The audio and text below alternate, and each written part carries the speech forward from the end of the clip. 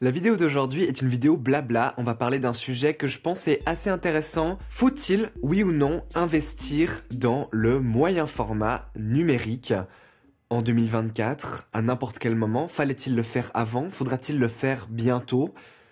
Et on va surtout parler d'un appareil photo qui est, selon moi, assez intéressant parce qu'il s'agit d'un des plus mauvais appareils photo moyen format numérique que vous pourrez acheter, toute marque confondue, toute époque confondue, quoique, je sais pas. Mais c'est un appareil qui est assez réaliste et assez représentatif de ce que vous avez peut-être considéré acheter ou peut-être même ce que vous avez déjà acheté. C'est un appareil que j'ai acheté, que j'ai ici depuis maintenant presque un an. Je n'ai pas l'intention de m'en séparer malgré le fait que ce soit un appareil que je considère comme pas très bon. Avant d'aller plus loin, c'est une vidéo blabla. Je vais pas spécialement montrer d'exemple. Je vais pas forcément mettre de musique en arrière-plan. Le but, c'est que vous puissiez écouter ça en mode podcast, en mode en fond si vous voulez, la vitesse accélérée, je sais pas.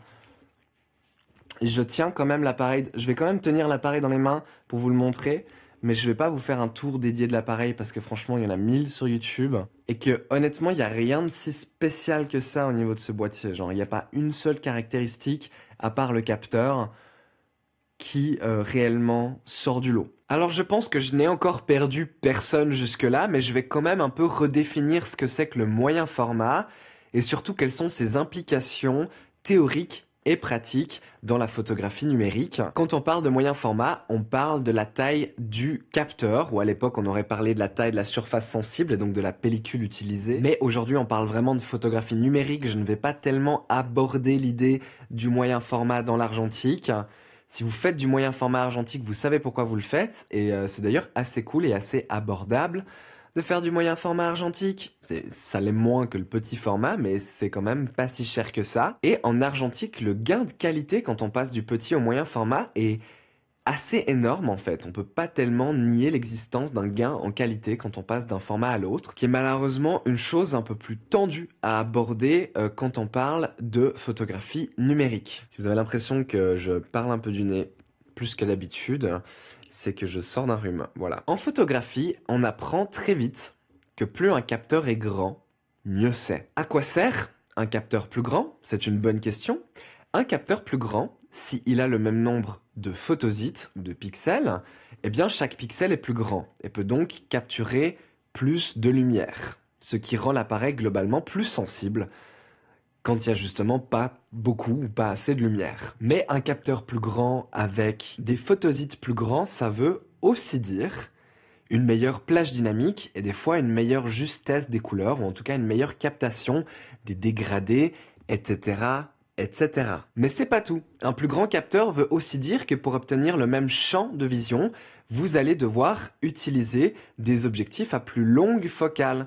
Les objectifs à plus longue focale sont plus faciles à fabriquer et ont souvent une meilleure qualité optique. Sans oublier qu'une plus longue focale, avec un sujet à la même distance et la même ouverture, vous procurera un flou d'arrière-plan plus intense. Donc en théorie, c'est mieux d'avoir un plus grand capteur si on cherche à flouter l'arrière-plan ou à simplement réduire sa profondeur de champ, un effet esthétique très désirable, même si c'est possible que le flou d'arrière-plan c'était très à la mode il y a 10 ans et que ce soit pas toujours autant à la mode aujourd'hui. Les photos qui ont un fond très flou, un très beau bokeh comme on dit, c'est avant tout un choix esthétique qui est fait par le photographe ou la direction artistique, et comme tout choix artistique ou esthétique, c'est très subjectif, ça peut être votre style, ça peut aussi ne pas l'être du tout, vous pouvez l'apprécier ou ne pas l'aimer.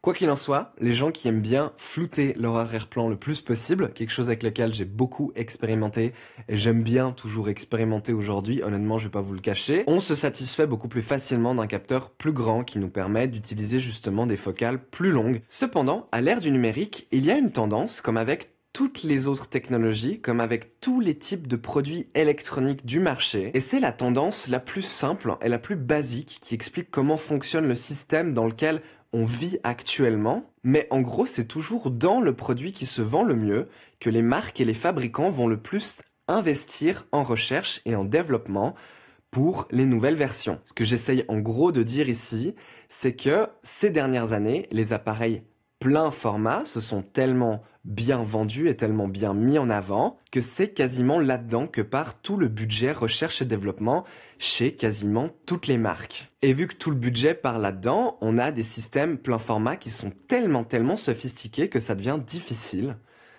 même très difficile, de justifier le passage au moyen format. Un capteur moyen format, c'est un petit peu plus grand qu'un capteur plein format. En fait, on n'est même pas sur un capteur qui fait 2 fois la surface. Et donc, pour réellement profiter d'un plus beau flou d'arrière-plan et de meilleures performances en basse lumière, il faudrait en fait que les objectifs moyen format soient tout autant lumineux que les objectifs plein format. Or, c'est pas le cas. Fujifilm a selon moi les meilleurs objectifs moyen format du marché actuellement et l'objectif le plus lumineux qu'ils vendent ouvre qu'à 1.7. 1.7 c'est pas trop mal et c'est d'ailleurs un record dans l'histoire du moyen format, du moins un record dans le monde de l'objectif autofocus actuel et facile à obtenir. Eh bien ça reste que ce 1.7 en moyen format coûte à peu près le même prix qu'un 1.2 en plein format coûterait, et maintenant que toutes les marques proposent des optiques qui ouvrent à 1.2 qui sont absolument sublimes optiquement. Je pense spécifiquement aux 50 et 85 mm RF de chez Canon, mais je sais que Sony et Nikon s'y ont mis aussi et que ce sont des objectifs sublimes. Bien, ça devient vraiment très difficile de justifier l'achat et le passage au moyen format. Quoi qu'il en soit, il y aura toujours des photographes qui sont très exigeants et qui ont une clientèle très exigeante. Et pour ceux-ci, mettre l'argent dans un moyen format haut de gamme tel qu'un Fuji GFX 100 ou le Hasselblad X2D, ou ceux qui arrivent à se payer un Phase One aussi, savent pourquoi ils le font.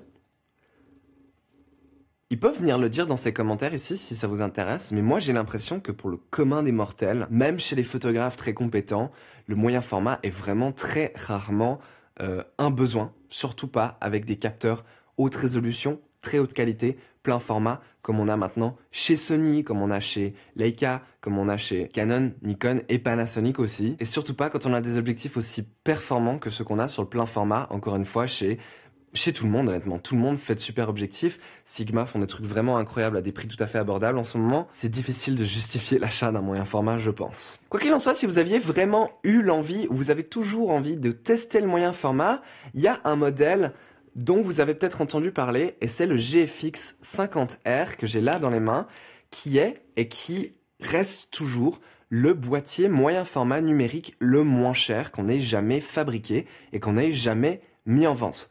Je crois que ce GFX 50R n'est plus en vente actuellement, vous pouvez le trouver d'occasion, et même d'occasion, il s'agit d'un boîtier moyen format des moins chers que vous trouverez, qui est un boîtier que je considérerais encore d'actuel, avec une monture où vous pouvez encore acheter des objectifs neufs et quali pour, mais aussi un appareil qui dispose de fonctionnalités modernes, comme un mode vidéo, même s'il est vraiment pas très bon, au moins il est là, et ça signifie un peu qu'on est quand même sur une ère un peu plus récente. Ce boîtier Fuji dispose du fameux capteur Sony de 50 millions de pixels, qui fait 44 mm de large par 33 mm de haut, qu'on a vu chez Hasselblad, qu'on a vu chez Pentax, qu'on voit chez Fuji dans tous leurs modèles GFX 50.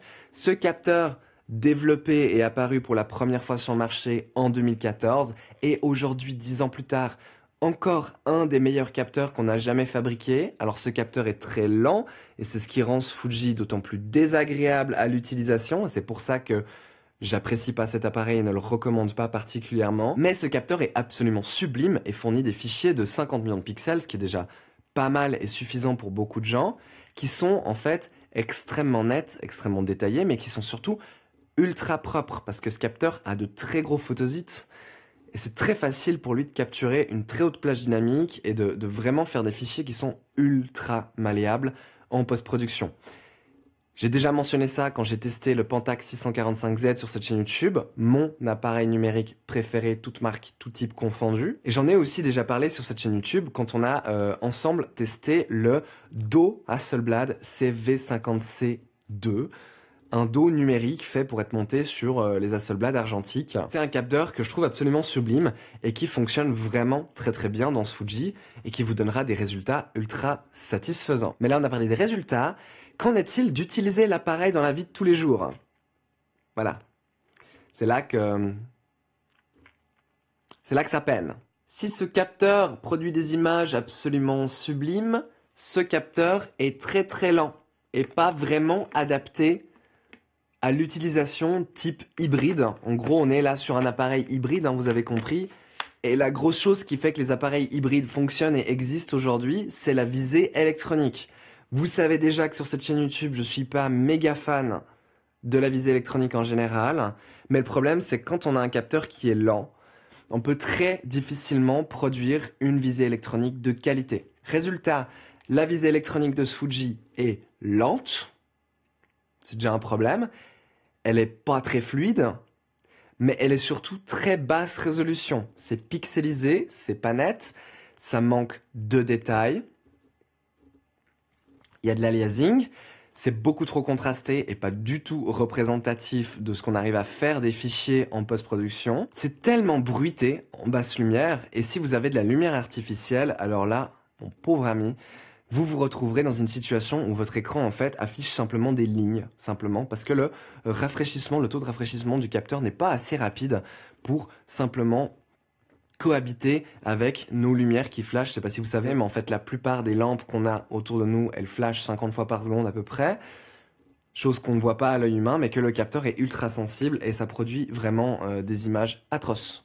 Et ça rend l'appareil des plus désagréables, hein. Surtout en basse lumière. Deuxième souci lié à la lenteur de ce capteur, et là les objectifs Fuji n'aident pas non plus, c'est l'autofocus. L'autofocus est abominable. Si il a tendance à ne pas se tromper et à être bien net là où vous pointez, la détection de visage, on oublie, c'est du Fuji, mais du Fuji d'époque, donc c'est mauvais, c'est très mauvais. Ça détecte des visages là où il n'y en a pas, ça ne détecte pas les visages là où ils sont. On oublie. Franchement, vous avez meilleur temps de désactiver la détection de visage complètement. Et sans détection de visage, l'autofocus reste lent. Il part beaucoup au chou, il va un peu dans tous les sens parce que c'est une autofocus à détection de contraste uniquement. Et là, je vais pas en rassurer beaucoup, mais si pour vous l'autofocus c'est quelque chose d'important et vous avez besoin d'une certaine vitesse, d'une certaine précision, alors même les derniers modèles GFX 100 qui ont de la détection de phase et des capteurs plus rapides et des processeurs plus puissants, on est quand même sur des autofocus qui sont pas très performants, et c'est aussi à cause des objectifs qui sont globalement lents. Les moteurs d'autofocus sont typiquement Fuji, à savoir lents et bruyants, ce que je trouve très désagréable. Donc personnellement, sur mon GFX 50, j'ai revendu mon 55 mm 1.7, qui était une des optiques les plus magnifiques que j'avais possédées ces dernières années. Je l'ai revendu tellement l'autofocus me rendait dingue, et tellement la mise au point manuelle sur ces objectifs Fuji me rend dingue aussi. Et au final, j'utilise que des objectifs adaptés. Et là, vous le voyez, actuellement monté avec mon Nikon 55 mm 1.2. Donc oui, j'ai monté sur mon moyen format un objectif plein format qui monte à 1.2. En fait, c'est peut-être le seul avantage de ces Fuji, c'est que ce sont des très très bons appareils pour adapter plein de types d'objectifs, des objectifs de l'ère de l'argentique. On peut bien sûr y monter tout type d'objectifs moyen format, mais c'est en fait aussi très agréable et très sympa d'y monter des objectifs plein format, puisque beaucoup de ces objectifs plein format, en fait, arrivent à couvrir toute la taille du capteur. Et quand c'est pas le cas, vous vous retrouverez juste avec un petit peu de vignettage que vous pouvez recadrer en post. Et franchement, en fait, cette combinaison-là est vraiment très bonne, parce qu'on a tellement peu de vignettage qu'en général, je garde les fichiers pleine taille. De temps en temps, je passe en mode 5 quarts plutôt que 4 tiers.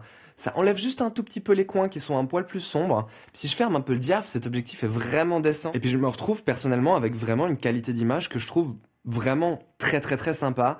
En plus, les couleurs Fuji sont toujours très agréables selon moi. On est sur un appareil qui est cool quand même, hein. Gros problème que j'ai, c'est l'utilisation, où je trouve sincèrement que l'appareil est assez abominable à utiliser. Parce que le problème, c'est que, je l'ai mentionné, mais ce boîtier qui est arrivé sur le marché à un prix de 4 500 € en 2017 était le moyen format le moins cher et le moins sophistiqué, le plus bas de gamme en fait qu'on trouve dans le moyen format. Et de ce fait, Fuji ont dû faire beaucoup d'économies sur le boîtier, des économies qui se ressentent dans la vie de tous les jours par le manque de boutons, le manque de flexibilité, un écran et un viseur de pas très bonne qualité. Et en fait, ce boîtier Fuji, disons que avec les spécificités qu'il a actuellement, si le capteur n'était pas moyen format, je pense que personne de sain d'esprit n'achèterait cet appareil. Voilà, sincèrement. Parce que la seule chose qu'il a et qu'il fait de bien, c'est ce capteur moyen format. Tout le reste, je trouve que c'est vraiment très moyen, surtout à ce prix. Après, quand on l'achète d'occasion aujourd'hui, ça fait un peu moins mal, hein, parce qu'on peut les avoir pour à peine 1000-1200 €, si on a beaucoup de chance. En meilleur état, ce sera plutôt 1500, 1600 euros. Moi, je crois que je l'ai payé 1600. Pour du moyen format numérique, CMOS semi-actuel, c'est vraiment bien. Mais cet appareil est vraiment abominable à utiliser en comparaison du Pentax, par exemple, malgré le fait que le Fuji soit quand même plus petit et plus léger. Le Pentax est juste tellement plus ergonomique parce que le Fuji, il a vraiment une forme très spéciale, hein. Pas très agréable. Devez-vous vous acheter un Fuji GFX 50R? Pas sûr. Faut avoir envie d'expérimenter en fait. Je pense que c'est pas un appareil sérieux fait pour les gens qui travaillent vraiment dans la photo. Il y a des gens qui peuvent développer un style là autour. Et je conçois que ça peut être un appareil qui peut être assez cool pour faire ça. J'ai vu des gens sur YouTube exprimer leur joie à utiliser ce genre d'appareil et qu'ils aimaient bien. Ouais, quand même 2-3 petits trucs que j'aime bien, hein. Genre le bruit qu'il fait. Je trouve que c'est assez agréable. J'ai trop de problèmes avec l'autofocus, mais pour la manual focus, cet appareil est assez bon. La batterie tire relativement bien aussi. La batterie, elle est assez grosse, elle est plus grosse que sur les Fuji actuels, donc franchement, ça c'est assez cool aussi. Et avec un flash à synchronisation haute vitesse, on peut faire de la photo au flash sans trop de problèmes et sans problème de vitesse d'obturation ou quoi que ce soit. Donc ça peut être un appareil de studio, ça peut être un appareil qu'on utilise aussi vraiment en toutes circonstances en fait. Sauf peut-être le sport. Sauf peut-être la photo animalière. Toutes ces choses, ça vaut pas la peine de passer au moyen format pour ça. J'espère que cette vidéo blabla vous a plu. Moi, je vais aller me reposer là. Je suis toujours crevé. Je suis pas totalement remis de ma maladie, mais c'est pas grave. Connaissez-vous quelqu'un qui possède un de ces appareils? Ou est-ce que vous en avez un? Dites-moi dans les commentaires ce que vous en pensez. Est-ce que vous l'aimez? Est-ce que c'est vraiment la première machine que vous utilisez ou est-ce que c'est un appareil qui vient à côté? C'est ça le problème que j'ai avec ce Fuji, c'est que pour moi, ça pourrait jamais être l'appareil principal que j'utilise. Jamais je vais avoir envie de prendre ça sur un shoot quand j'ai d'autres appareils à disposition. Et c'est ça le problème, c'est que c'est un appareil qui coûte quand même trop cher pour être un appareil qui reste sur une étagère. Moi, je l'ai parce que j'avais envie de le tester pour la chaîne YouTube, parce que je pense que je vais faire une vidéo dédiée où on sort faire des photos avec, et parce que j'ai aimé expérimenter avec, j'ai aimé adapter des objectifs inadaptés dessus, comme des objectifs Leica, des objectifs Nikon, mais j'ai pas vraiment apprécié les objectifs Fuji qu'elle est dessus. Optiquement, oui, hein, mais pas pour le reste. Et puis, vraiment, comme je l'ai dit, il n'y a pas un monde dans lequel je prends ça plutôt que le Pentax sur un shoot. Avec des amis, avec des clients, avec peu importe. Genre, il n'y a pas un monde dans lequel je prends ça plutôt que le Pentax. Juste, vraiment pas envie. Peace!